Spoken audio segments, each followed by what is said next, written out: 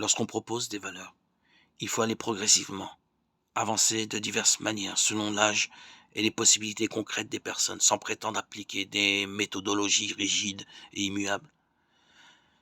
Les précieux apports de la psychologie et des sciences de l'éducation montrent la nécessité d'un progrès graduel dans l'obtention de changements de comportement.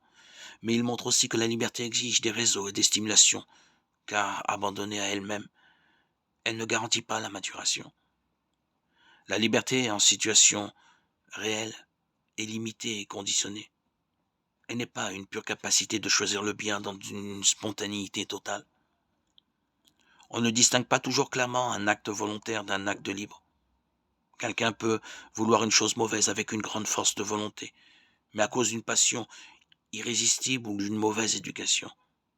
Dans ce cas, sa décision est très volontaire, elle ne contredit pas l'inclinaison de son propre vouloir, mais elle n'est pas libre, parce qu'il lui est devenu impossible de ne pas opter pour ce mal.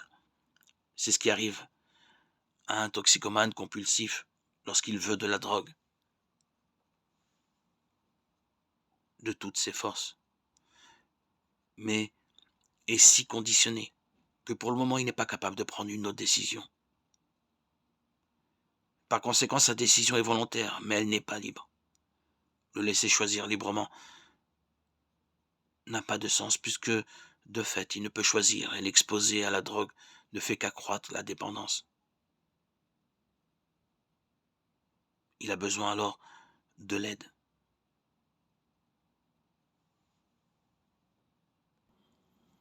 des autres.